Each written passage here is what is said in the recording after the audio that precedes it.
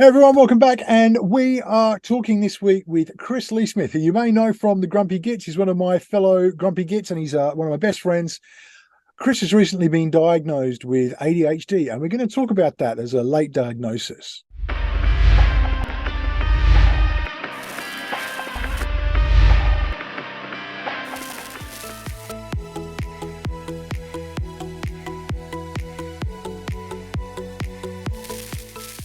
So to say welcome back, please do, before we go on, hit like, hit subscribe, ring the bell. You'll always know when new content's coming up, and you're really helping me move towards that 10,000 subscriber mark. So please go do it now. As I said before, we are talking today with Chris Leasmith. Chris, how are you, my man? It's a bit weird, isn't it? I'm not used to being the guest. We host the show together. And to be on the other side, it's like strange. Finally, things are equaling out. Yeah. That's how they should be. Yeah, I'm in the hot seat now. Yeah. After years of really, really awkward questions from you, I got some doozies. No, I haven't. So, as you guys know, Chris and I are hosts on the Grumpy Gits together with Adam and Simon. Chris and I have been friends for a good few years now. We kind of met through lockdown. We didn't meet physically for about 2 years until we met with the Grumpy Gits. Chris has been an amazing resource to me. It's been great to have somebody bounce off who is another dad who has, send family and deals with a lot of the same stuff that, I deal with as a parent, as a father. So you may recall some time ago, Chris and I interviewed my best man, who is Alan Smith. And Alan Smith is a late diagnosed ADHD. He spoke very openly about what it's been like for him. Chris, I'm going to ask it this way. How did you come about to actually start the process for thinking, maybe I need to get this looked at or whatever? What happened with you? It was the Alan interview. It was, which was a long, long while back when we were on Grumpy Dads. And it wasn't until he started, rattling off that list that I suddenly saw my ears pricked up, and I was like, hold on. This can't be a coincidence. Why is he describing me? Or has Duncan spoken behind his back to wind me up here? So, this has been a long, elaborate prank, basically. Yeah. I'm going to get the doctor come behind you now. Hi. Just kidding. Yeah, so that was definitely the spark, and that grew. I mean, I sat on it for a long time, wondering whether, should I follow it up? Is it going to change anything? I don't know. So it was a case that as life progressed after the interview, it became more and more apparent that I needed to do something. What made you feel when you say that I needed to do something? What was that like for you? Was it something that you thought, the word needs very loaded, I guess. So that for you, that need, what was pushing that with you? I think it was reflection over just some of the things where I feel that ADHD played a part. And for example, going on days out, we went to Llandudno and, seaside resort, the beach and everything. The kids haven't seen a beach for 4 years. We went down there, we drove down there, we had a good time. And I was unable to sit more than 20 minutes on the beach with my kids. I felt anxious. I felt uneasy. It's a strange feeling because it also affects you physically, because you get a dull headache, your neck and your shoulders ache. And I just needed to move. I needed to do something. It sounds bad, but bored. Yeah. So it was a case of, right, kids, let's look, there's a pier over there. Let's get all our stuff up. And, my wife's turning around and saying, let's enjoy the beach. And it's like, I'm in agony here. I didn't let them know that because it hadn't really clicked. But like I said, just reflection, looking back at days out like these where I've had to cut them short because I'm in pain. I want my kids to enjoy their childhood, not have the memory of, we went these places, but my dad cut it short every time. That's such an insight right there, because the first thing I want to focus on, the physical pain, it's something that I haven't addressed before, I guess, when I hear that. But it's something that we know with obviously all types of neurodivergence, things like sensory processing disorder, create a physical pain from things like eye contact for many people who experience that. For you, you actually had a physical reaction to that need for more input. For more dopamine, in other words. I mean, it's a tough pill to swallow. And I always thought that it was, I don't know, I always felt guilty afterwards, always felt guilty. But that guilt would subside compared to the pain. So it would be a case of, right, I really feel guilty now, but the pain is too much. I'm starting to get this bad headache. I'm starting to get those dull aches and pains around me, where it outweighed the guilt. And again, that's the reason why I thought, you know what, I really need to address this. I don't want their childhood memories to be, we've gone to these wonderful, nice, pleasant places, and my dad's ruined it. So I thought, to be a better parent, I need to get this addressed. I need to swallow that pill and the pride to go and look for this. With that, that in mind, would you have sought diagnosis if you hadn't had the family? If it had just been yourself, or just even yourself and your wife, you hadn't had kids, would that have been something you'd have pursued? It's a difficult one, because the other side of it's how I speak as well. How I speak, I am constant. I don't know how it is it's strange saying it now that I'm neurodiverse. But a neurotypical person, when they speak, they seem to be able to flow. It's almost like their brain and their mouth are working as one, and they're able to, those words come up and they say it. For me, my thought process is, what word am I going to use? Yeah. While the part of my brain that's, getting the words out is also thinking that. So I'm constantly battling for that process to get the right words out, which means that I have to slow down my speech. So it's one of the reasons why I seek diagnosis as well, is that to get that right, to get that balance where when I type, my vocabulary is fairly good, but speech, I'm always having to slow down. And at times it gets embarrassing. That's why I say the least amount on the podcast, because it is a constant battle where if I'm trying to go on a long monologue, I know that I'm going to trip myself up. And the other thing is while I'm speaking and thinking of the right words to say, the worst part is I've forgotten the fucking question. That's the worst part. There's so many wheels turning, and I'm like, wait, I want to use this word, I want to use this word, and then I think, what direction am I going in? I can't even remember the question now. So so I think I would have. These are the things I think that, neurotypicals, myself in that category, I guess, that's what really sucks. I'm now the only grumpy git who's not technically. I know. It's weird. I'm the only adjacent now. I've left that club. Yeah. Bastard. I've never felt less needed in a group of people now. Strange how you're the minority. I don't know if I like this. Now you know how the disabled feel. Well, that's it. Exactly that. So you decided you were going to go ahead with this. What was the process to get that ball rolling? To get the ball rolling, I saw early signs with my youngest son, not my autistic son, my younger son, and it became more and more apparent through the summer holidays. Now that's subsided quite a lot now, but I said to my wife, look, how about we go and make inquiries on getting a diagnosis for my youngest son Logan and myself, so we can both go through the process together. Also, one of the ADHD traits that I have, which I know a lot of others have, is avoiding.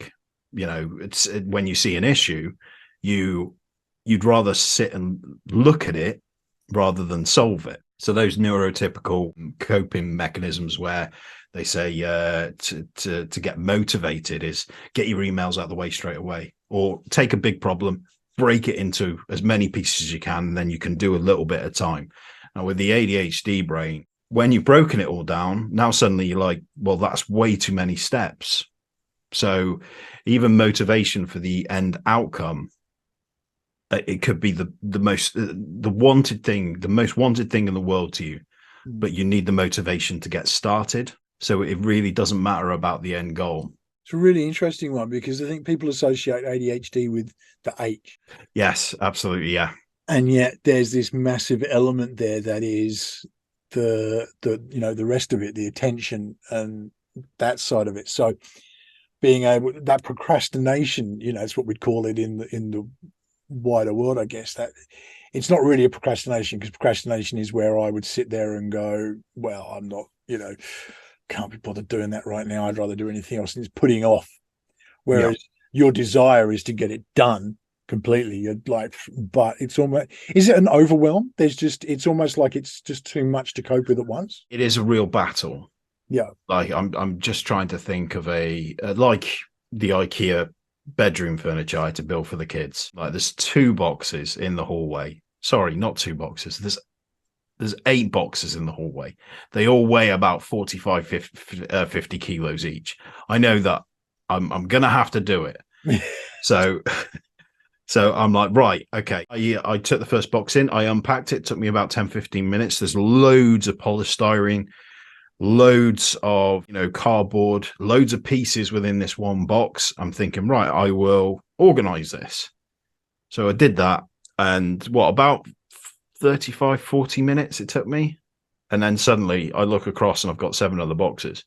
And it seems like my Everest now.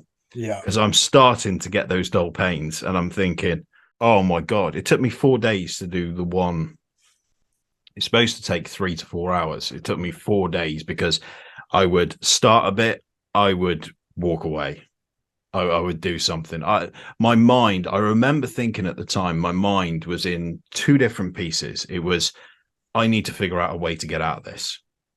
I will find a reason to get out of this. And I would go into the kitchen and get a drink of water. I wasn't thirsty. I didn't need a drink of water. It's just that, there's a reason, go. Like a petulant child, I'd be dragging myself back. Like, right, you need to do this.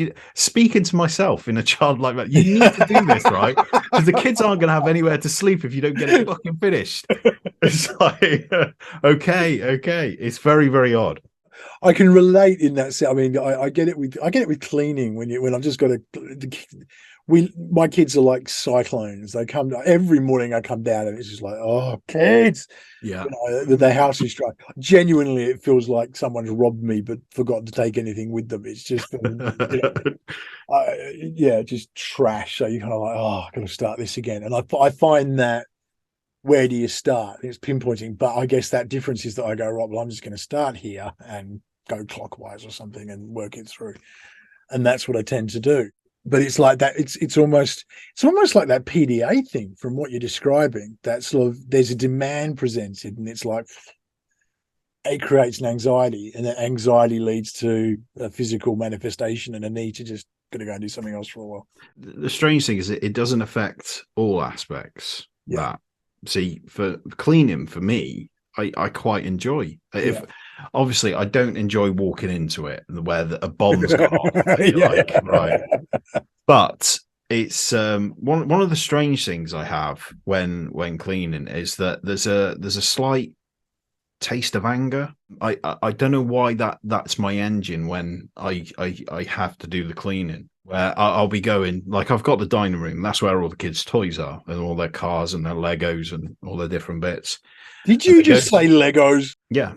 You used the Legos as a plural of Lego. I tell you what, I'm 39, so I don't play with child's toys. You're going American on me. No, I'm 39. I don't understand the child terminology for toys. The plural of Lego is Lego. Hi, Adam, if you're watching this, you giant man-child.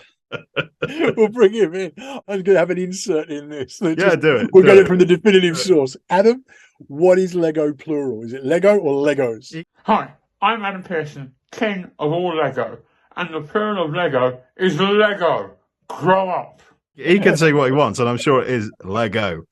But yeah, back to it. My engine has always got a taste of anger. As I'm cleaning, I am muttering under my breath, like, "Oh, for God's sake, why have they done this and why have they done that?" But I'm buzzing around. Yeah, I'm buzzing. I'm going round and I'm picking everything up. And then the strange thing is as I'm going round and I'm thinking, right, I'll do all the cars first, then I'll do the Lego next, and then I'll do this. But as I'm going around doing the cars, I'll notice something and I'll go, oh, I'll do that really quickly. And then I don't know, it could be some other brand of toilet they've got, and I'll get that because that'll make this area nice and tidy. And I'm already deviating away from my system that I did, and then that'll lead to something else. And it's a constant battle where it all get tidy, but I feel like I need to be dragged away to do something else. And that's how it is with cleaning. We've talked about it on this channel before. We talked about it in the interview with Alan. And it's something you've already alluded to generally in this conversation, but there's the role of dopamine. Yeah. Did that understanding the dopamine role, did that really affect how you saw ADHD and how it related to you? When I first heard about it, yes, it certainly flicked a switch on my understanding. And I think I may have spoken to a few people about this, is that I find myself getting more depressed is a strong word, low. I'm quite low when I've got nothing to watch on the television. I've got nothing to play on the Xbox. I don't really want to do any of my jobs that I know are going to be boring. That's when I get quite low. I'm stuck. And in essence, it's just being bored because I haven't got those tools to give me the usual dopamine hit. Even watching the old ones, it's almost I'm walking into it going, this won't work, this won't work. And I will give it 10 seconds and switch it off and go back to almost doing nothing. It is a strange state that I will sit there and I'm thinking, right, I need to do something. I need to get something to get that dopamine, or to be busy, in other words, and keep myself entertained. I will sit there thinking of nothing, thinking that I'm, thinking of something. It's bizarre. I think plenty of times I've put on Twitter that I've spent the entire day trying to figure out what to do with my day before picking the kids up. And I've done nothing. I can see it from my side as well. But it's that sense of a need to do something, and that almost becomes its own focal point, I guess. Yes, absolutely. Yeah.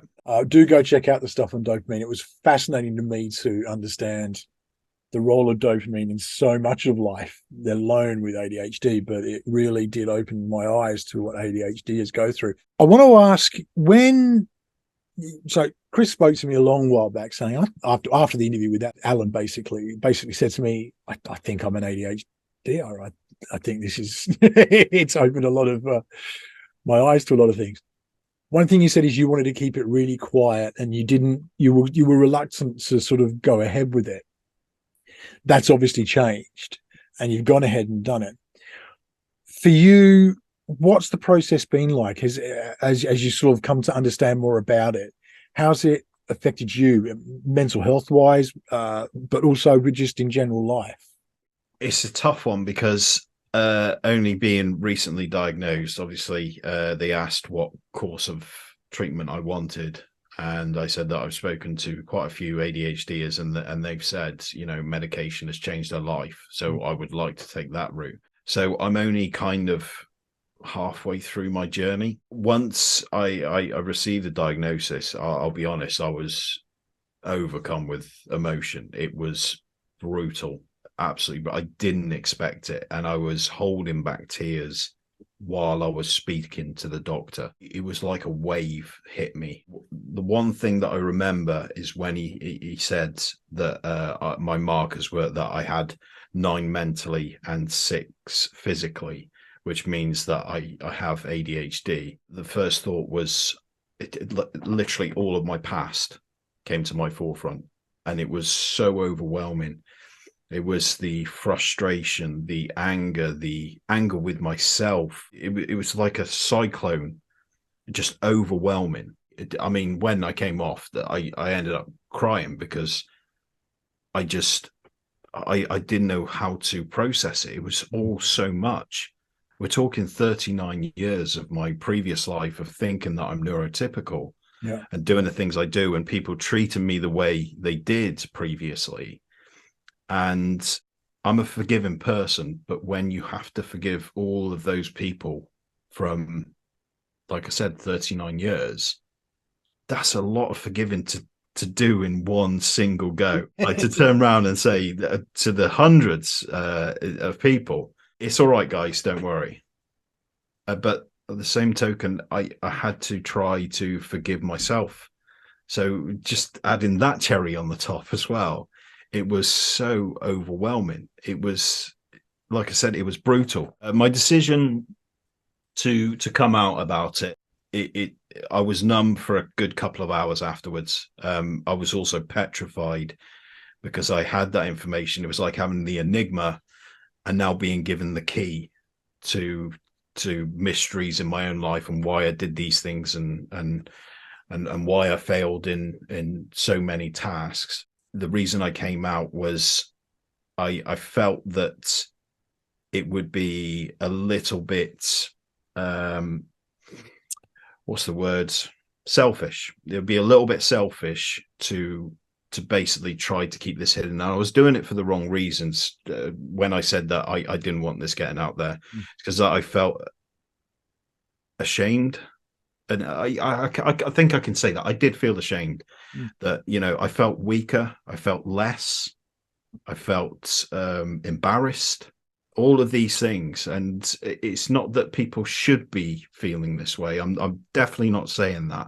No. What I'm saying is that those emotions came to me, and suddenly I wasn't the man. I wasn't the, you know, even thinking back to my kids as they look up to me, suddenly there's a big chunk of me that's being taken out, and I'm not quite as strong or not quite as smart. And there was a reason why. Once I processed through that bit, it was like, you know what, I'm on the grumpy gits. I speak to a hell of a lot of people. If someone's going through the same thing, it's okay. And also it isn't the end of the world. There's a lot to unpack there. And I mean, what you're saying, that I really respect that. And I think there's that point where I think there's nothing wrong with being selfish sometimes. But I think that you got to allow yourself that time. And I think the fact that you've processed it the way you have, and it's like, well, no, I'm going to be open about this. But what really hit me in all that was the forgiving yourself bit. And I think, I don't know about you, I'm somebody who I will lay awake at night because I've remembered something I did when I was 13 years old and said something to someone and could see that they were obviously upset by it. Why did I say that? And and it can keep me awake for 2 hours just stressing about this thing that they probably don't even remember. Yeah. But it's playing over in my head. You kind of got to get to a point where it's like, okay, you messed up then.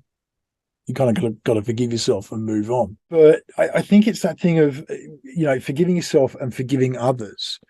And it's something that when we spoke about this early on, and you sort of talked about the fact that you're suddenly seeing your past through this lens of like a clarity. It's almost like you got the 2020 vision, you know, what do they call it? 2020 hindsight, that whole sort of thing going on.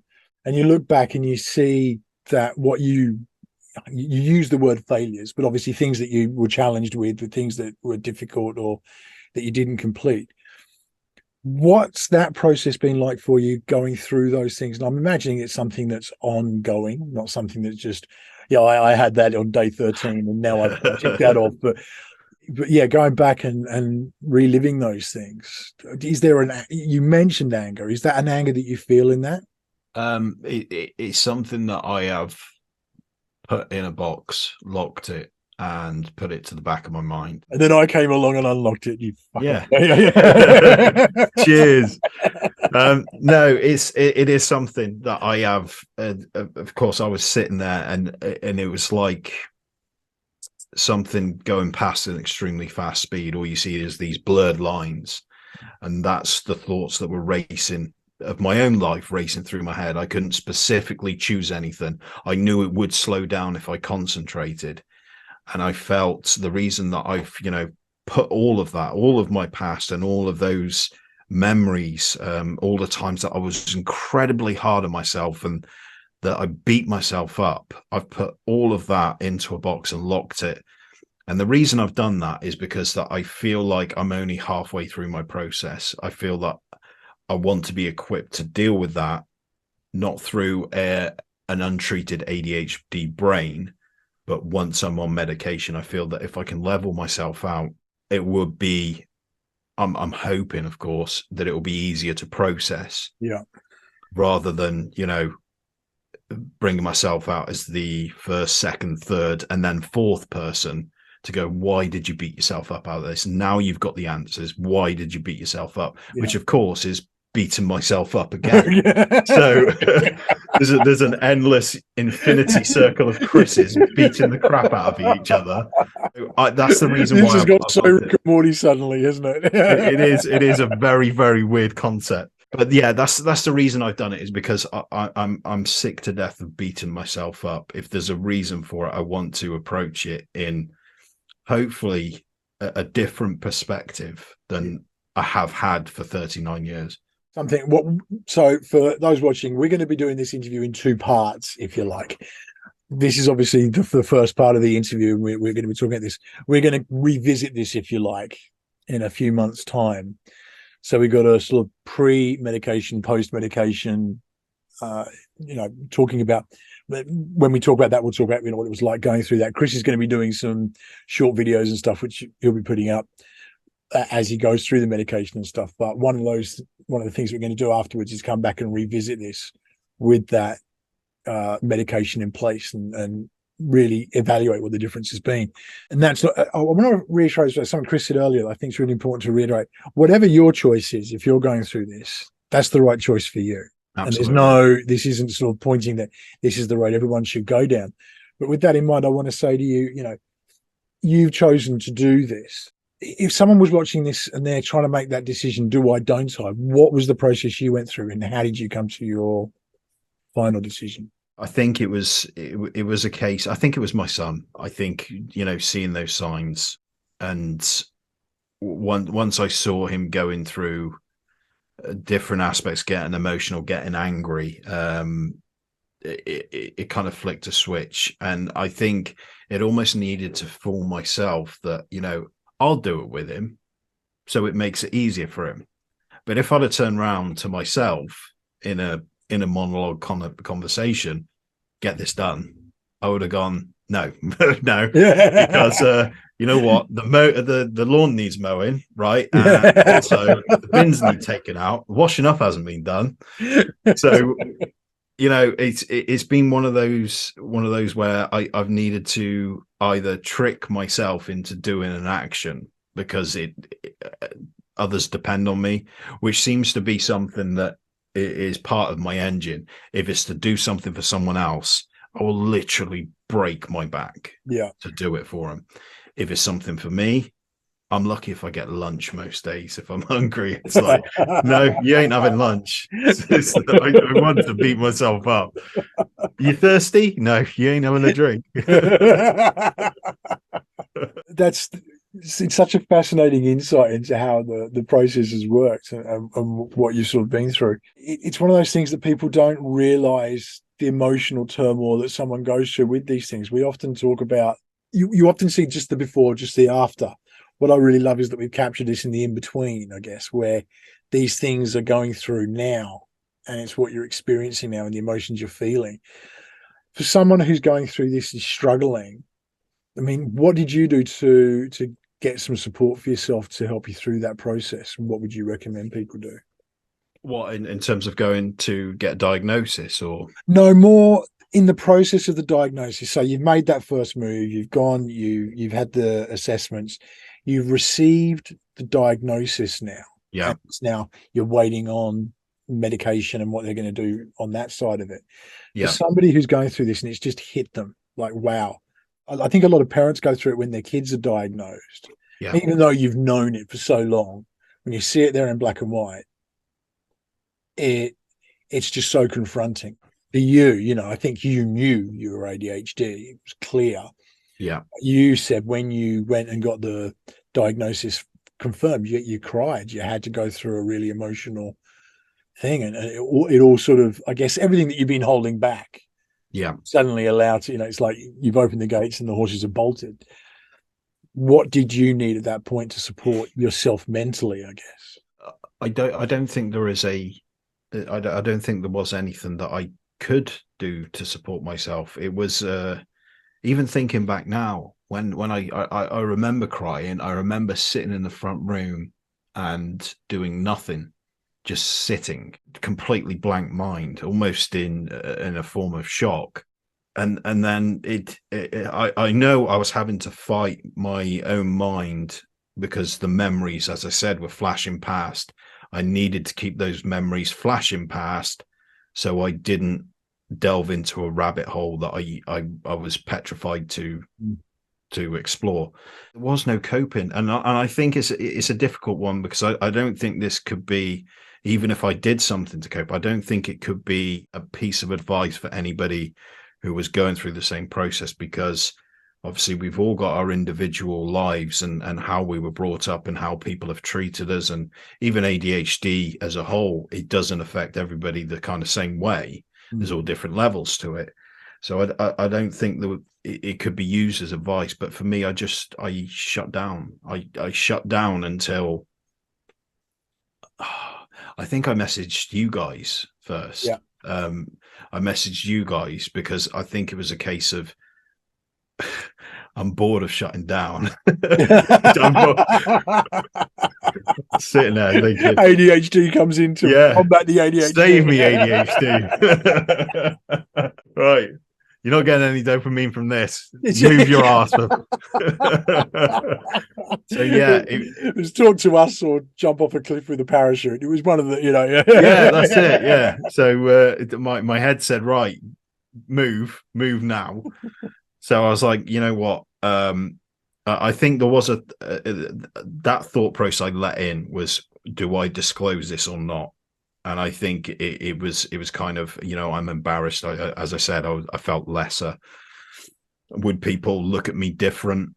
And they're all valid fears. I don't want to say to anybody that if you're going through the same thought process as what I have, that you shouldn't feel guilty or, embarrassed.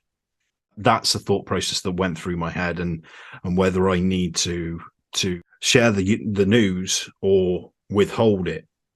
And I really did think to myself, you know what, it's something to share. And I don't think it's ever been done, or certainly in the level of detail that we're going to do it with the pre-medication and post.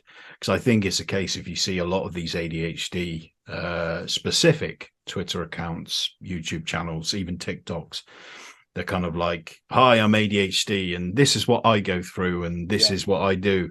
And it's kind of like the post, like everything's settled now, everything's good. So they're quite happy in that respect. But for me, I wanted to show that struggle, that journey from, hopefully getting easier to coming out the other side. What I'm really looking forward to actually is, because my understanding is it can be quite difficult in those days. I say looking forward to, that sounds really sadistic. I am.